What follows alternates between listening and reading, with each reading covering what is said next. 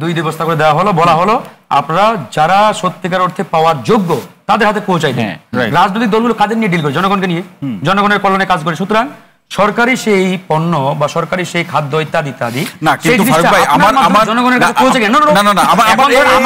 আমার দলকে 10 বস্তা দেওয়া হলো, এখন আমি জনগণকে না দিয়ে 10 বস্তা আমি আমার গুদামে। আমার প্রশ্নটা কিন্তু ফারুক ভাই এখানে এই জায়গাতে, এখন এটি তো কোনো রাজনৈতিক দলের কোনো সরকার না, কোনো রাজনৈতিক সরকার না, তাহলে এই সময় সরকারি সুযোগ সুবিধা সেটি স্থানীয় প্রশাসন সেটি জনগণের মধ্যে বন্টন করবে, রাজনৈতিক দলগুলোর কাছে যাবে কেন?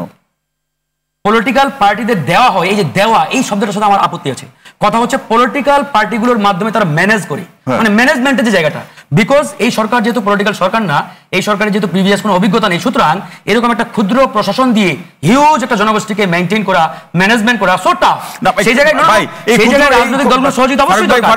এখন আমাদের যখন আমরা মিডিয়া খুলে দেখি ক্ষুদ্র প্রশাসন বলেন না, যখন দেখা হয় মিডিয়া খুলে নিয়ে ক্ষুদ্র প্রশাসন ভাই আপনি ওই ধরেন উপজেলা প্রশাসনের প্রধান প্রশাসন, একই প্রশাসন তো কাজ করেছে, উপজেলা প্রশাসনের প্রধান ইউনো সাহেব, এই ইউনো সাহেবের পক্ষে একটা উপজেলায় যদি 5 লক্ষ মানুষ বসবাস করে, এই 5 লক্ষ মানুষকে সার্ভ করা, এটাকে ম্যানেজ করা সো টাফ। এখন এই জন্যই তারা কি করে, পলিটিক্যাল পার্টিগুলো সহযোগিতা নেই, আর পলিটিক্যাল পার্টিগুলোর কাজই এটা। এখন কথা হচ্ছে আপনার মাধ্যমে ওই প্রশাসন 10 বস্তা চাল জনগণের কাছে পৌঁছানোর দায়িত্ব দিল। এখন আপনি কি করলেন, ওই 10 বস্তা চাল আপনার গুদামে মাশাআল্লাহ সুন্দর করে প্যাকেট করে রাখলেন। 2 দিন পরে নিউজ হলো অমুক নেতার বাসায় ওই কি বলে টিআর ওই কাবিখার চাল পাওয়া গেছে, অমুক নেতার খাটের নিচে তেলের বস্তা পাওয়া গেছে বা ওই বোতল পাওয়া গেছে। তো এরকম হলে তো আসলে মহা মুশকিল। তিনি সেটাই মিন করেছেন। এখন এটাকে ভিন্নভাবে ব্যাখ্যা করে তো হবে না ভাই। এখন আমাদের যে বিষয়টা, আমাদের রোমিও ভাই খুব চমৎকার ভাই বলেছেন, আমরা একটা ভঙ্গুর অবস্থার মধ্যে বসবাস করছি। এই ভঙ্গুর অবস্থা থেকে বাংলাদেশকে টেনে উঠাতে হলে প্রথম দিকে তো বিতর্ক করলেন, এখন শেষ বক্তব্যে আপনার প্রশংসা করেছে বলেই চমৎকার বলেছেন, এটা বলছেন না। আমি ওনার একটা কথা ধরেই আগাচ্ছি। জি বলেন। লাস্ট যে কথাটা উনি বললেন, আমরা একটা ভঙ্গুর অবস্থার মধ্যে বসবাস করছি। এই ভঙ্গুর অবস্থা থেকে বাংলাদেশকে টেনে উঠাতে চাইলে আমাদের সামগ্রিকভাবে একটা বৃহত্তর ঐক্য দরকার, বন্ডিং দরকার। এই ঐক্যের যে জায়গাটা, এই জায়গায় বিএনপিকে সবচাইতে বড় উদারতার পরিচয় দিতে হবে, বিএনপিকে অনেক কিছু ছাড় দিতে হবে। এইটা একটু বুঝিয়ে বলুন। না না, এখন এই জায়গায় প্রবলেমটা, এইটাই বুঝিয়ে বলেন যে এই উদারতার উদাহরণ সৃষ্টি করতে হবে বিএনপিকে। কি করবে? আমি সেলিম ভাইকে প্রশ্ন করেছিলাম, না না বিএনপি কি নির্বাচনে কথা কেন বলবেন আপনি? না না ফারুক ভাই বিএনপি কি নির্বাচনে হেরে প্রমাণ করবে নির্বাচন সুষ্ঠু হয়েছে?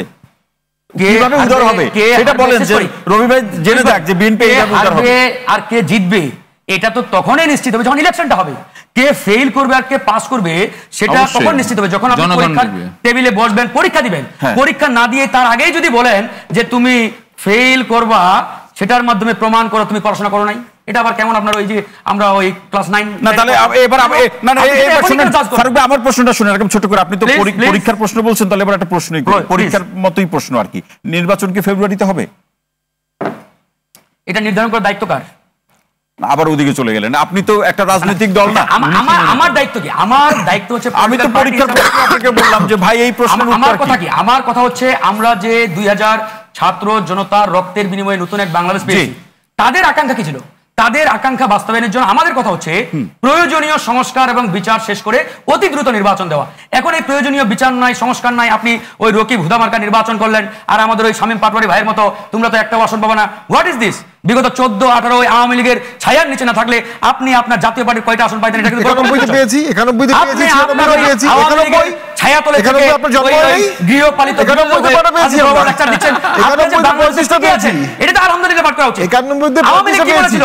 যে আওয়ামী লীগের পতন হলে 5 লক্ষ নেতা কর্মীর রক্ত রাস্তায় গড়ায় যাবে। আপনি দয়া করে আমাদের বাঁচিয়ে রেখেছেন নাকি? বিএনপি জামাত আমরা উদারতার পরিচয় দিয়েছি, আমাদের বাঁচিয়ে রেখেছেন। দেখেন আমরা বাঁচিয়ে রেখেছি, লেকচার দিচ্ছেন আপনি। আলহামদুলিল্লাহ পাঠ করেন যে আমি আজকে শামীম পাটোয়ারি, এটা হয় না, এটা হয় না, এটা কি বলে সরে যাচ্ছে? না এটা আপনি গাদ ধরে বলতেছেন, আপনি গাদ ধরে বলতেছেন। একটা ডেমোক্রেটিক, অবশ্যই ডেমোক্রেটিক না, আওয়ামী লীগ যে আপনি জনগণকে সেই দায়িত্ব দেন।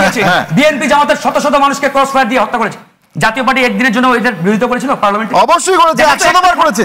আপনি পার্লামেন্ট দেখেন না, একটা বক্তব্য পার্লামেন্টের কোনো আইডিয়া নেই। জাতীয় পার্টি পার্লামেন্ট দেখেন না, 100 বার করেছে, 100 বার করেছে। আর আজকে অনেক কথা বলছেন বিএনপি নেতারা বাসায় করতে পারে না।